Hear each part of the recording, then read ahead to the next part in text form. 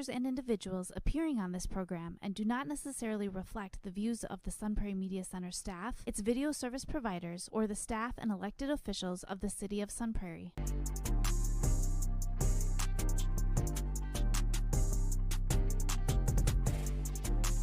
You are now watching the Alan and DJ Show. Yo, Milwaukee, Sun Prairie, and all the surrounding areas, man. Y'all know what time this is. It's time for the Alan and DJ TV show program, and I'm Alan. And this is your boy, DJ. DJ, man, what's poppin', Dirty? I'm doing good, man. How about yourself? We here, man, and, I don't know how to feel. Bambi told me, yeah, you're doing this, you're doing that, but you're doing this wrong. You're doing that wrong. When you wash the dishes, why you got the place like this? When you're doing that, why you doing this? When we in the forest, and, I'll give you a ride on my back. Why you not grabbing enough this and enough? I was like, I don't know what you want me to do. I'm doing the best I can. And all this you call shit like, you know what? You don't know how to take criticism. Because if you know, wow, you know what, bro? That's it. That's it? Let's talk about that today. Okay. Let's talk about why you need to learn how to take constructive criticism. And sometimes we don't like it, but sometimes we do need it. Yeah. So without further ado, let's kick this thing to you the way the Alan and DJ show is accustomed to bringing it to you. So bullet point number 1, control your physical responses. And that's hard, man. That is really hard, dude. But why? Because, your body naturally reacts to feedback. And with that feedback, sometimes it could trigger or amplify emotional defensiveness before your mind changes over. It's a manager. I'm not gonna say his name, but he gotta be sweating profusely. But it's sometimes the way he try to critique you, sometimes you be wanting to snap out, but you gotta control yourself. Yeah. And I hate when he don't let you finish. You're like, no. Hey, bro, say no to me one more time. So, man, you okay, what's going on? Yes, you gotta do this and do that. And, oh, wow, that a lemon lime soda? Well, I never had that before. You're like, dog, bro, if you want a soda, Dirty, go get it. And he's like, yeah, so, what we're going to do is do this, and, we're going to move the tables. No. I'm like, bro, can I speak? Every time I say something, you say, no. So sometimes I try to control myself. Yeah. Because the defense triggers the fight or flight. Yep. Response, and the demographics breathing and trying to calm yourself down can help your whole nervous system. So you want to most definitely try to stay emotionally regulated as possible, and that's not easy. Absolutely. When it comes down to controlling your physical responses too, when somebody criticizes you, you automatically get that. You not only get the emotional response from it, yeah, but you get a physical arousal from it too. No. Like, dog. It keeps your mind less able to listen, reflect, and learn. No, for real. From those particular critiques, I should say. No, most definitely, man. That's why I say, sometimes it's don't take everything as a bad thing. Sometimes they might see that, you have the most potential out of everybody. So in order for me to make you a monster, this is what we have to do. I get critiqued in the gym, and I lost a lot of weight so far. And I'm not even done yet, a long way to go, but I get critiqued a lot. You know what I'm saying? You got to pick this up this way. We got to pick that up that way. Or sometimes they ride you 5 or 6 times, and one said, you're like, dang, man, bro, okay, Dirty, I'm doing the best I can. You know what I mean? So you got to try to reframe yourself. And bullet point 2, when we were talking about reframe, try to reframe the narrative. Mm-hmm. Why, DJ? Because it basically changes how you interpret criticism by shifting it from perceived personal attack to a source of information for growth. So separating your self-worth from the work or behavior just of being a critique, right? So see the feedback as a tool to grow and learn from the situation. And rather than somebody trying to judge your character. Mm-hmm. Man, bro, man, I don't he coming at me, bro. Everything you doing is right. And I'm doing, he's like, bro, you got to do this, bro, you got to do that. Hey, man, I don't think dude like me, bro. I'm going to get him sweated. Come on, bro. Now, you know what I'm saying? Now you're jumping out your character. Yeah. Now you're reading into the situation too much. Sometimes don't even be all that serious. They could be trying to do something that can help you save your job. Absolutely. The crazy thing about reframe from narratives too is like we often get into this pattern called like cognitive reframing, which means that we basically using like our own like mind and like our own like past experiences and stuff like that to basically respond or even like identify like certain interpretations of like the event based on our own experiences instead of like doing it instead of like just analyzing just the event itself. Exactly, because just because somebody give you criticism don't mean that everybody's talking about you or everybody got it out against you, because the things that you might have went through in the past or what you might have experienced at the last job don't mean that's like that at this job. So, just try to watch out for stuff like that. Bullet point 3, stay curious, man. Absolutely. Like what this does is it basically like shifts your mindset from defensiveness to openness, which allows you to see the feedback as a learning opportunity. So, try to look at this instead, try to look at this as like immediate, making exclusive and clarify questions. Like for an example, like I could say, can you tell me what do you mean by that again? Or can you give me an example of how do I do that? And that would help suggest next time that you might do the task differently. So instead of saying, bro, like I'm trying already. I don't know, bro. Okay, but I don't know why you coming at me like that, dude, bro. I'm doing everything I can. You can say, hey, I'm sorry. Like, can you show me how do I do that? Yeah. Okay. Okay. So therefore, if I hit the switch like this, and that'll make the pallet jack jump, and like it grabs the. Okay, I got you. I appreciate that. Thanks for the feedback, man. Absolutely. Like what it also does too, Al, is like it builds emotional intelligence, man. Yeah. So like if like somebody else reacts to a certain thing, like your emotional intelligence will respond in that way according to like how they respond. Exactly. So let's say if you felt like what he was kind of come at you or she was trying to come at you kind of like, okay, I think you're giving me criticism, but I don't like the tone of your voice. So you can say, well, okay, can you elaborate that for me? Or like, I'm not quite picking up on what you're saying. Or can you break that down for me again? Because I'm trying to make sure that I take all this information in right before I assume something that it's not. You know what I mean? So that's where the emotional intelligence come in at, with patience and just making sure that you go into everything with understanding. Absolutely. And take time to process. This is the next bullet point, man. Absolutely. Watching people take time to process. Because like it gives your brain the time to like relax. And it gives your brain the time to like shift from a defensive survival mode to a constructive learning mode. So like if you're not required to agree or like respond instantly, you know what I'm saying? Because it's like, some people want you to do that, right? Yeah. So it is completely understandable if you ask for time to reflect on what they're talking about. Or, can you like explain those points to me again? You know what I'm saying, before you continue going on through with the conversation, because you could agree to something that you might not want to agree to, or, you could misinterpret something the wrong way, and then you could end up doing the whole task wrong. Absolutely. But it also reduces like emotional reactivity. It basically like identifies and supports perspective shifting, meaning like you'll see it from that person's perspective of why they told you what they told you, as opposed to you using your own judgments and your own thoughts. Like that's what I always say, like the moment that you change your perspective, a miracle's gonna happen. Absolutely. Because sometimes if you sit back and you just like, okay, I can see why, she might have took it like that, or I can see why Dirty might have felt like that, because like I probably would have felt like that too if it was me. Yeah. That's what, what I'm saying, like we're talking about when, when it's time to just take time to just process stuff. Absolutely. And then practice gratitude too.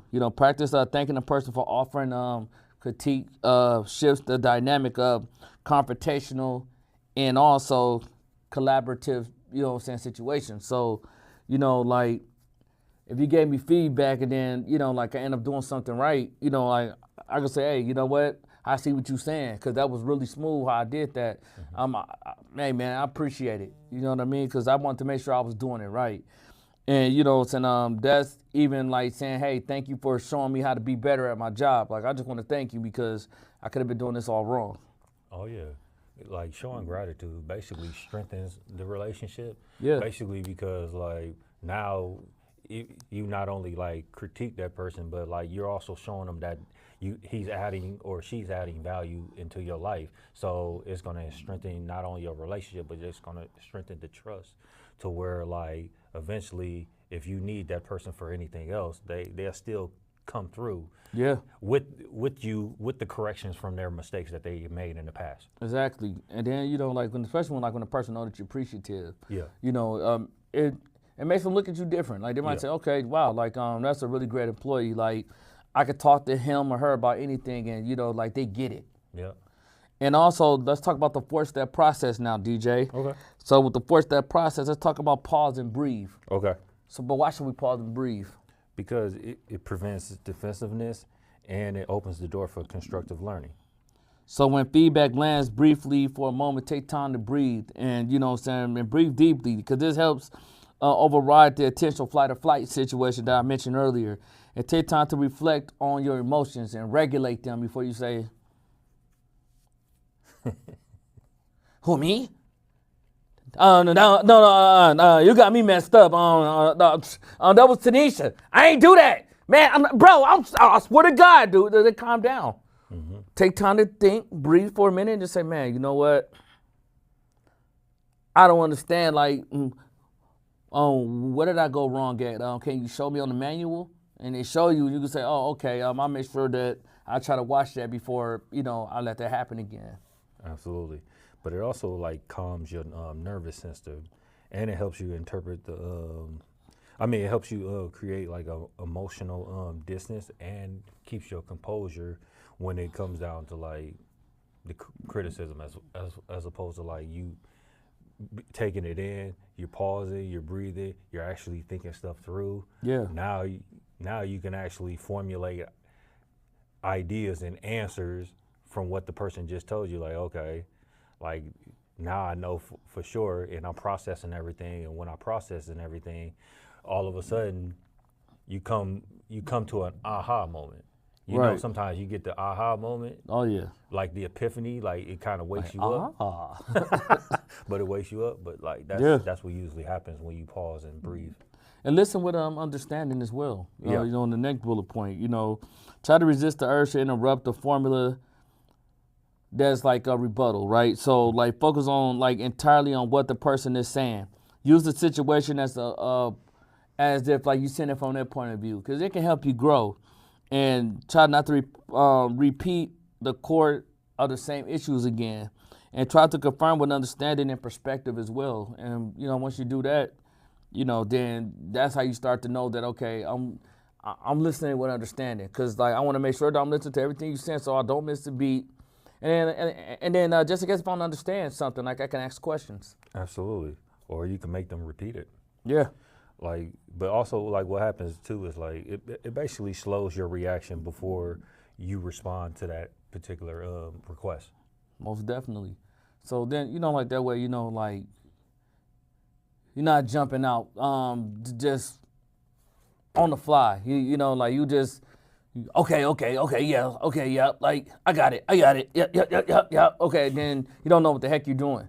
Yep. And you're like, dude, like I thought you had it. Like I told you, like let me know if you don't understand. So Absolutely. Try to watch out for stuff like that. And then like the next bullet point is like keeping it separate. Mm-hmm. So on communities like, you know what I'm saying, using like strongly agree or separating your self-worth, and also which help you work on viewing feedback as well as like elevation so you could get a specific task done and not your personal character. Because like not everybody dissing you or like everybody trying to sort your character. Like, hey man, bro, I think he like you, bro. Like he don't like me, dog. Man, no, because like every time, bro, he don't say nothing to you. He come here attacking me. There, it don't even be that. No. He might see that you got the most potential. So if you want to be one of my best workers, I got to ride you harder. Yep. Because I see something in you that you don't see. Absolutely. But what does keep it separate does too is like it prevents emotional hijacking, meaning like it prevents you from your emotions taking over your body. Exactly. You know, like, everything ain't gotta be fight or flight. You know what I'm saying? Like, you know, you just gotta, if you're not understanding, you can say, oh, okay, like, are you referring that to me? Okay, explain that. Or can you, like, elaborate that again, because I'm not quite getting that. You know, like, I thought I was doing it the right way. And then sometimes, if you know, they say what they say, just take a pause for a minute and think, breathe for a minute. Just relax. Calm down, my G. It's gonna be okay. And then with the next bullet point, you know, you wanna respond gracefully. Yep. And that's part of the 4-step process as well. So simply saying, okay, I thank you for the constructive criticism, or dirty, I thank you for the feedback. Like, you know, like, I'll try to do better next time. And, you know, that help you to agree or, like, defend yourself immediately with, like, expression, appreciation, acknowledge, encouragement to take, like, to stand in front of them and to get critiqued. And that buys you time to, like, really process it later. And you can say, oh, I was doing that wrong. Okay, bet, I got it. Tomorrow, like, I'm gonna be better. Absolutely. But like responding with grace, it basically like fosters personal growth, and it models respect and professionalism. Most definitely. So, you know, that's why I say, you know, like, just make sure in certain situations, you know, like, everything don't need like intermediate response. Sometimes, like, you ever heard people say, like, you have to think before you say, because you could say the wrong thing, and the wrong thing can really cost you.